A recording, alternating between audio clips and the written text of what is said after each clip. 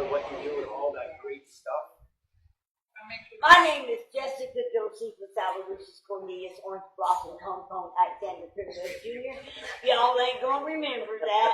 So around these here parts, they all know me as Cousin Tiff. I'm a street character. I'm an entertainer here in Brenton.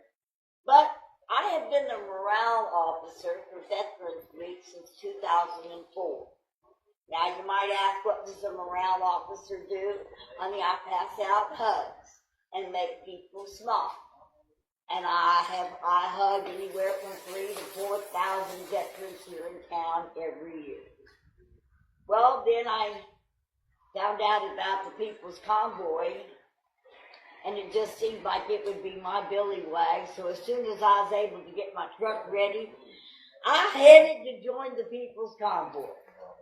And I got to know many of these wonderful people at the Speedway in Hagerstown, where we fought for the rights that we have coming to not be forced to take something into our body unless we choose.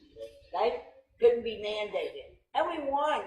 We won with our convoy. We won in 26 states. It's absolutely banned now. No one can ever lose their job again because they don't want something artificial placed in their body. Well, we wanted to get together and have a reunion. Well, Veterans Week is a great time for patriots to come to Brenton. This is a patriot reunion. We call it the Convoy of Honor because we're here to honor our vets and thank them for their service. This morning we had our convoy through town to let everybody know we're here, okay, and that we love them. And we've got reception from people honking as they go by. We've got people standing on the street waving at us to know that each one of those waves, each one of those honks was an honor to our vets. That's what we do with the Convoy of Honor. This is our third year of doing the stroll around Brenton. I call it a stroll, guys, because in order to have a convoy, I had to have a permit. And they didn't have a permit for a stroll. It's like the first year we had a big hootenanny in the parking lot. We was going to have a rally, but they wanted a permit for a rally, so instead of having a rally, they didn't have no permit for a hootenanny. So we had a hootenanny instead of a rally. And then, Soup Mama was going to set up this wonderful tent, and serve her beautiful food, out of a food tent. And they told me I had to have a permit for that and an inspection and all that. And I said, okay, what's it cost for a permit for a tailgate party? Oh, well, we don't have a permit for a tailgate party. I said, that's fine. My tailgate's 8 foot wide and 55 feet long. You'll just have a tailgate party. And Soup Mama stood up there on the tailgate with the Blackstones. She cooked, and we had a great, great time in that parking lot. But we were fighting the city with every turn. This year's the first year that we got the attention of the city. I got their attention because I sat at my computer one evening looking at all the disaster and all of the destruction that was done by Hurricane Helene. And all of a sudden, the words popped in my head, take Christmas to the mountains. The next night was a city council meeting. So I just walked into the city council meeting and told them the idea about let's adopt the little town of Irwin. Why Irwin, you might ask? Mr. Steve Spurgeon has been in Irwin since I think 4 days after the hurricane. That gave me somebody with boots on the ground and the ability to arrange things on the other end. So when I went to the city council, I asked them if they could adopt one little town in Tennessee. Y'all heard about North Carolina. But just remember, everything that fell in North Carolina ended in Tennessee. They got all of it, and it's not good. But they're not talking about Tennessee. They're talking about North Carolina because it was a bigger mileage-wise destruction, but not as devastating. When you get past Irwin and you get into Bumstead, and you get into Chimney Rock, folks, there ain't nothing left. There, you know, I talked last night about, I have worked disasters for years, from coast to coast, shore to shore, and offshore. Hurricanes, tornadoes, floods, wildfires. But you know, this flood, when you have a tornado, there's always something that you can pick up. There's a memory. Whether it be a family picture, a piece of furniture, or, you know, maybe even a plate that your grandmother, great-grandmother gave you. There's something you can find. But for the people of Helena, there's nothing left. There's nothing to go pick up to remember that you had a life prior to the storm. No memories to hold. Everything's gone. And these people, I still have 80 human beings in Erwin, Tennessee, with nothing more than a tent for a shelter. No fresh water, no power, and guess what? In Erwin, Tennessee was a PVC plastics plant that used all kinds of chemicals, like the vinyl chloride that was spilled in East Palestine that they set afire and turned into horrible chemicals. Well, the chemicals from making PVC went down that river. It got mixed in that water.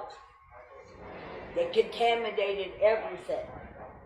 And not only that, there were selenium mines. Those mines flooded, and that powdered selenium came out and was mixed in with that water and that mud. In Asheville, they expected there's 6 foot of mud. Okay? In Erwin, you've got houses that have 6 foot of mud in them. There's nothing left. And I hate to be the bearer of really, really bad news, but folks, when this storm hit, there was 3,500 living souls in Erwin, and from what I'm hearing, there's only 2,200 remaining. That river come down and it widened from a 10-foot creek to a 20-foot wide river running 20 feet high. They took souls out of trees 20 feet in the air. Down at the end of Bumstead, there was a mobile home park with people who were families gathered together to weather the storm. It was modular homes and mobile homes. None of them are left. They have been shoved off by this huge mountain of water, and they've been shoved into the woods and the trees. And you can look through there, and you see appliances, you see couches, you see things everywhere. The frame of a mobile home has been twisted like a pretzel around a tree. Those people are back there, buried in pieces, many of them. And we've only just 4 days ago been able to get cadaver dogs in it. Okay? The place smelled so bad, one of the guys went down in there, he rolled his window down and had over 100 flies in his car before he could get the window rolled back up. Folks, these people have suffered such horrible things. They cannot unsee what they have saw. They cannot stop experiencing what they went through. My hope is that here, this little town of Branson, and all of these visitors, and all of these businesses and communities, we're a tourist town too. Erwin was a wedding town. At Christmas time, they would light up like a Hallmark Christmas card, and they had beautiful, beautiful Christmas weddings there. Well, all their Christmas lights and their Christmas trees and the decorations they used to make the holiday season in Erwin so bright and beautiful went down the river. There ain't any of them left. So, the idea is that this little tourist town here who practices Ozark Mountain Christmas this time of year. If we could just get the townspeople, the people in the churches, the businesses, to get a Christmas tree, light it up, send the ornaments and the garlands, and we'll take it to Erwin, Tennessee, and we hope to get enough to be able to build a beautiful winter wonderland for these folks. I have been told they have designated me 2 buildings that I can light up.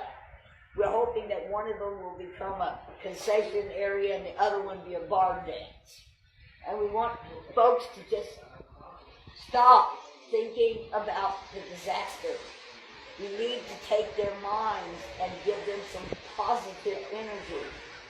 Negativity has a way of destroying the soul. And the longer the negativity remains, the deeper the wound to the soul.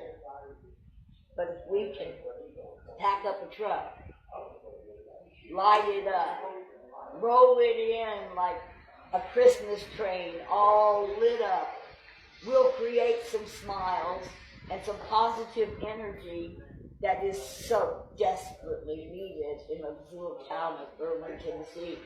Not just Erwin, honey. It's needed in Swannanoa and Asheville and Bumstead and Chimney Rock. These places have been totally wiped off of the map in many cases. So I ask that if you want help, there's many ways that you can help. Number 1, this truck runs on fuel. Now, my truck driver friend here has managed to donate his time, his rig, and his trailer in order that we might be able to ship this stuff over to Tennessee. And honey, them trucks, they're telling me he estimates it's going to take 200 gallons of fuel to get it over to Tennessee. We got an answer for that, and that's you people that's watching right now. You go to Cash App Bug Tussling, that's BUGTUSSLING, and that stands for the art of making a stranger smile. You can donate there. Soup Mama has her Soup Mama official is she's got her Venmo and her PayPal. She can explain those things to you exactly how you go about doing that. But if you market for fuel for Erwin, Tennessee, that's exactly what it's going to go for, is fuel. And if we happen to get enough to be able to fill up their propane tanks in Erwin, how about we get enough to fill up some gas cans so that they can run their generators and stay warm? They're living in tents, folks. Broken houses, there's no power, there's no running water. So everything is run off of a generator, and those generators take fuel. They take gasoline. So you might say, well, we need 200 gallons. Well, I'd like to see y'all donate 10,000 gallons because that might help keep some people warm this winter. You know, I look at my beautiful Branson. Branson is an old, 100,000-year-old meteor strike. It's a hole. If we got 30 inches of rain in 5 hours, we would be suffering the same fate in these here mountains as our mountain friends did in Tennessee and North Carolina. So by the grace of God go we. And if folks will just step up, don't take much. We're going to be in Iroquois, Tennessee on the 14th. There's a Walmart in Iroquois, 10 minutes away from Erwin. If you want to make a purchase through Walmart so that it's to be picked up on the 14th of November by Mona Miller or the Convoy of Honor, we want to give these people food. I don't have a reefer truck. But if people will order through Walmart the turkeys and the ham and the potatoes, I guarantee you I'll fix it. I'll feed all 2,200 people. You may ask how I'm able to do that. Well, the high school survived. The high school was not damaged. It has water, and it has power. And they're going to allow me to use the cafeteria at the Irwin High School to prepare a Christmas feast that anyone would love with your help. I want to see candy. I want to see chips. I want to see mashed potatoes and yams with marshmallows melted on them. I want to see some dressing, cranberry sauce, all those things, pumpkin pie, cherry pie, a cake. I want all those things to adorn a beautiful feast, a Christmas feast of joy and love. Christmas stockings are very important because if I get enough, I would love to be able to give every single survivor a Christmas stocking with a deck of cards, a coloring book, some Crayolas, maybe a beautiful keepsake ornament. Remember all of their heritage ornaments? They went down the river or are buried in contaminated mud. So maybe we can rebuild their ornament collection by giving them one to remember that they survived Helena in their Christmas stocking. We want to make sure we've got every school here has sent Christmas cards. I talked to the school administrators of all the districts, and they called all the schools, and the kids had a project to write beautiful, positive things in a Christmas card and send it to the children and the people of Irwin, Tennessee. Something they can hold on to. Because it's the miracle of the disaster. It's the people who love you. The thing is, it's the first night we get there when we pull in under a veil of darkness so the lights shine. We want to have a bonfire. We want to cook some s'mores. Have some hot chocolate, hot coffee, and give these people time to sit down with us and tell us their story. It's that moment when they can talk to a stranger and put their head on their shoulder and let loose, cry. I did tell a story last night. I'm going to tell again. I was in Cameron, Louisiana after Rita, and we were at the church had a relief center. We would go in and they could get so many of each item that was in the relief center based on the size of their family. And we'd take the shopping cart around and we'd put all their items from air beds to hygiene stuff to food. And then I would take the cart out and I'd unload everything out of their shopping carts into their vehicle. And then they'd close the vehicle trunk. They'd say thank you, and I'd look at them and I'd say, wait a minute, did you think this food was free? Well, I get paid. And I get paid in hugs. And don't nobody leave my parking lot till I get my hug. It is at that moment, many, many occasions, that during that hug that they was able to let their wall down and finally release the torment and the depression and the feelings within them. And I would hold them as long as they wanted to be held in order that they might gain healing. And what we're taking, we know that people need insulin and other medicines. But honey, the medicine of God's love is so powerful. And if we can go there and we can show them the miracle of being loved by strangers and how important that is. I hope to make lasting friendships with those people. I don't want this to be the last time they're remembered. This disaster is going to take years to recover from. They need hands. Anybody out there got a week vacation? You'll never spend a better vacation week than going out and helping folks rebuild and recover. It's the greatest blessing you could ever receive. That's why I did it. I love working disasters because it's so fulfilling. It touches my soul. You see, the gift isn't the receiver. The gift is in the giving. It's when you give. So, folks, if you can spare a few dollars for fuel and can send us that, that would be wonderful. If you can call or get a hold of Walmart, go online and order food for their feast, I'll pick it up on the 14th, and I guarantee you I'll cook it. I'm a good cook. Ask my police officers here in Branson, my sheriff's department. They receive a complete Thanksgiving dinner from me every year. When I return from Irwin, I immediately have to start preparing 7 complete Thanksgiving dinners for my law enforcement and my heroes here. So, I don't know if you like this interview that much, but I'm going to leave you with a story that I wrote a few years ago. It says, what is Christmas? Is it just a holiday?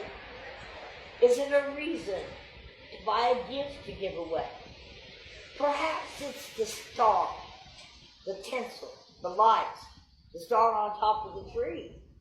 Perhaps it's ham, yam, and pumpkin pie shared with family. No. You see, Christmas is a lot more than that to me. Because years ago, in a stable manger, the Christ child did lay, so he could live and die upon a cross to take my sins away. So as the gifts will be wrapped in red, green, and blue, just remember that Jesus was born so he could die for you. So when you're enjoying Santa and all the gifts that he did bring, just remember, it is for Jesus that the church bells ring. Thank you, folks, for letting me have this time with you. I appreciate it immensely, and I hope that to hear from you. By the way, I have a live channel, so I just don't go live very often. Okay, I'm not a live streamer. I go live when I have something important to say. It's called Mona Moments. Easy to recognize which Mona Moments it is because I'm wearing that funny little red hat with all them flags hanging off it as my avatar. So I hope you all learn that the goal is not to just serve Irwin. The goal is to go in with enough media coverage and live stream coverage that perhaps some other little town like Branson can say, I want to adopt Homestead, or we want to adopt Swananoa, or we'd love to adopt Asheville. All of those towns that were terribly, terribly devastated during Hurricane Helena all need their souls helped. They all need positive energy. And if Little Branson can do it, and the Convoy of Honor can do it, the Boy Scouts can do it, the Girl Scouts can do it. What about a church? You know, a friend of mine wrote a song one time that said that my house is full, but my fields are empty. We all go in, a lot of folks go in and warm a pew on Sunday. They might even do Sunday night, maybe even Wednesday, and have prayer meeting on Friday. But how many of them have put on their waders, grabbed some gloves, a shovel, a mask, and headed down into a disaster area to shove the mud out of somebody's house so they can start rebuilding it? That's what it means to be doing the work of our Heavenly Father. It's not about going to church. It's not about sitting in a pew. It isn't about praying and reading your Bible. It's about loving one another. The greatest thing we can do is love. The greatest weapon we have is love. And folks, every time you look at someone, I don't care what you think of their beliefs or their way of life or whatever it is, love them because they breathe and for no other reason. It is God that gave them that breath, and God will decide what to do with them on the other side. And He's the judge, the sole judge. We cannot be judging each other. We've got to stop. All this negativity is killing our planet. We've got to start learning to love and care about one another, no matter how we feel about their religion, their politics, their skin color, or their sex life. Okay? We need to get back to loving one another. This is a God thing. God did not save Donald Trump so that we could continue to be angry, hate-filled people. It's love that's going to conquer all. And I hope that from this little act that we're doing here, that we build love throughout the entire country. We could save this world with just a little 4 words. Okay? 4-letter words. Okay? Love. L-O-V-E. Okay? So, God bless you, and hope you enjoy the rest of the events here.